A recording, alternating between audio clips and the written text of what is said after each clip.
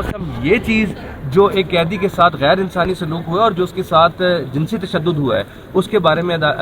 پاکستان کی گورنمنٹ سے ہم نے مطالبہ کیا تھا کہ ہم عافیہ صدیقی صاحبہ کو اس وحشیانہ جیل سے کسی دوسری جیل میں بیٹر فیسلٹی میں منتقل کرنے کی ہم استدعا کرتے چلے آ رہے ہیں کہ حکومت پاکستان اس کو درخواست کو پرسو کرے.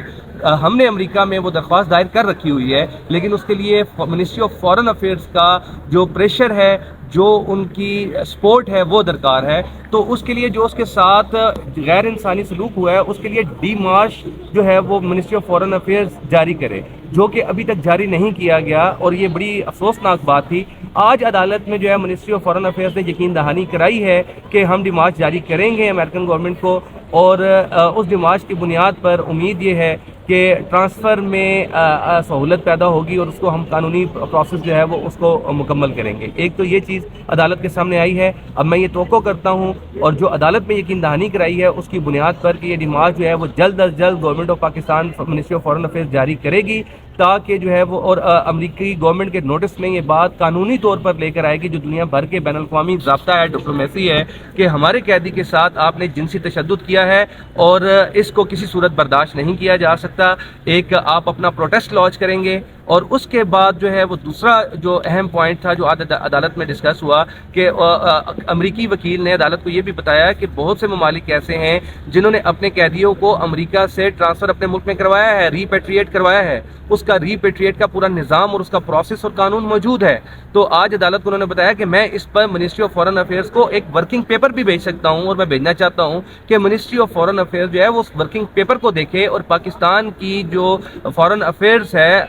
اس ورکنگ پیپر کی بنیاد پر وہ سٹیپس لے جو عافیہ صدیقی صاحبہ کی پاکستان میں ریپیٹریشن کے لیے لازمی طور پر درکار ہے. تو عدالت نے آج یہ استدعا ہماری منظور کی ہے, اور کلائیو سمتھ کو جو وہ ورکنگ پیپر دینا چاہتے ہیں انہوں نے کہا ہے کہ آپ منسٹری آف فارن افیئرس کو یہ ورکنگ پیپر بھیجیں, اور منسٹری آف فارن افیئرس کو یہ ہدایت کیا کہ اس ورکنگ پیپر کی بنیاد پر جب وہ آئے گا تو دیکھیں کہ کون کون سے قانونی طریقہ کار ہو سکتے ہیں, اور جو باقی ممالک نے اپنے قیدیوں کو وطن واپس لانے کے لیے اختیار کیے ہیں وہ پورے کے پورے قانونی لوازمات جو ہے وہ پاکستان بھی پورے کرے. اور اب وہ ورکنگ پیپر بھی آئے گا. تو یہ آج دو میجر ڈیولپمنٹ ہیں جو اس کیس میں ہوئی ہیں, اور انشاءاللہ اس سے دو ریلیف حاصل ہوں گے. ایک ابتدائی ریلیف تو یہ حاصل ہونے کی ہم پوری کوشش کریں گے کہ عافیہ صدیقی صاحبہ کو ایک جو وحشیانہ جیل سے ایک بیٹر فیسلٹی کی جیل میں لایا جائے, جہاں ان کی بہن کی ملاقات اور باقی چیزیں بھی جو بھی ہیں وہ ان کو ایک انسانی سلوک میسر آ سکے. اور دوسرا ایسا قانونی ضابطہ کار منسٹری آف فارن افیئرس کے سامنے آئے کہ جس کے تحت وہ سنسیئر اگر ایفرٹس کریں تو عافیہ صدیقی کو وطن واپس لایا جا سکے. Thank you very much. بسم اللہ الرحمن الرحیم. دیکھیں آج بہت اچھی ڈیولپمنٹ ہوئی ہے ڈاکٹر عافیہ کیس کے سلسلے میں, اور سب سے پہلی بات تو یہ ہے کہ عدالت نے آج حکم دیا ہے کہ پروٹیسٹ کیا جائے حکومت پاکستان کی طرف سے امریکہ کو کہ ہماری ایک شہری ان کے ساتھ سیکشول ایبیوز جو ہو رہا ہے, اور نہ صرف باگرام میں بلکہ امریکہ کے اندر بھی, اس جیل کے اندر بھی. تو یہ ایک عدالت نے حکم جاری کیا موفا کو, منسٹری آف فارن افیئرس کو, حکومت پاکستان کو, کہ اس پہ آپ پروٹیسٹ جاری کریں. یہ بہت شرمناک بات ہے, اور اس میں تمام 20 سال میں جو ملٹری گورنمنٹس ہیں اور ڈیموکریٹک گورنمنٹس ہیں وہ سب اس کے ذمہ دار ہیں. ان لوگوں کی غفلت, مجرمانہ غفلت کی وجہ سے پاکستان کے چہرے پر کالک مل دی گئی ہے. پاکستان کی ایک شہری کے ساتھ امریکہ کی جیل میں سیکشول ایبیوز ایک طویل عرصے سے ہو رہا ہے. تو ایک تو یہ, دوسری ہے کہ ان کو کسی ایسی جیل میں منتقل کیا جائے جہاں ان کو انسانوں کی طرح رکھا جائے. ایک بدترین قسم کا تشدد ان کے اوپر نفسیاتی, جسمانی اور جنسی تشدد اس کے اوپر ہو رہا ہے. اور جس طرح آخری ملاقات میں انہوں نے اپنے وکیل کلائیو سمتھ سے کہا کہ مجھے یہاں نہ چھوڑو, یہ جنسی درندے ہیں, یہ جنسی شکاری ہیں, مجھے اس جیل سے نکالو, مجھے یہاں نہ چھوڑو. میں سمجھتا ہوں یہ ان کی ذہنی اور جسمانی جو حالت ہے اس کو ظاہر کرتی ہے. اور تیسرا انہوں نے اس کو یہ کیا کہ بھئی جو قیدیوں کے تبادلے کا دنیا کے اندر ایک رواج ہے, اس کے مطابق آپ, یا امریکی لاز ہیں, امریکی قوانین ہیں, اس کے مطابق آپ ڈاکٹر عافیہ کو پاکستان لانے کے لیے کوئی روڈ میپ, کوئی پلان جو ہے اس کے اوپر کام کریں. یہ تو عدالت کی ہے, اور 19 جنوری تک اس کو وہ کیا. میں عدالت کا شکر گزار ہوں, لیکن اس کے ساتھ ساتھ میری معلومات میں آفریدی کو سزا किस अदालत ने दी है, वो कौन सी सज़ा है, number 1। Number 2, doctor Shakeel Afridi के बारे में हमें ये बताया जाए कि क्या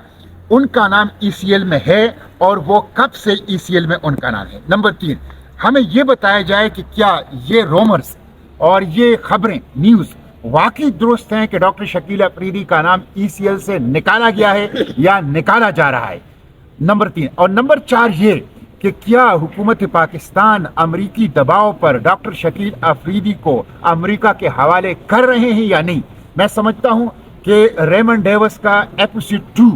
यानी रेमंड डेविस के दूसरा केस पाकिस्तानी कौम, पाकिस्तानी सरजमीन पर अमरीका के लिए दोहराने नहीं देंगे। हमारी बेटी वहां पे है अमरीका में, उनके नाजायज तौर पर, पाकिस्तानी शहरी अमरीकी शहरी भी नहीं है, उन्हें अफगानिस्तान से इंटरनेशनल लॉ की खिलाफ वर्जी करते हुए जख्मी हालत में 2 गोलियां मारी गई थी, उनको वहां पे शिफ्ट किया गया। गुज़िश्ता 20 साल से साइकोलॉजिकली, फिजिकली, सेक्सुअली उनका अब्यूज हो रहा है। दुनिया अब उससे आगाह है, उसे एक ऐसे जेल में रखा गया है जिसको जहन्नम का गड़ा कहा जाता है। और दूसरी तरफ आप एक ऐसे बंदे को जिन्होंने अमेरिका के लिए पाकिस्तान की सरजमीन पर पाकिस्तान की कवानीन की और पाकिस्तान की मफादात की खिलाफ वर्जी करते हुए, गद्दारी करते हुए आप उनके नाम जो हैं वो ECL से निकाल रहे हैं, तो हुकूमत पाकिस्तान इसकी वजाहत करे। और कौम से मैं कहता हूँ कि वो जागते रहें, आंखें खुली रखें, कान खुली रखें और किसी भी सूरत में ये जो अमेरिका की गुलामाना खिदमत गुजारी का सिलसिला है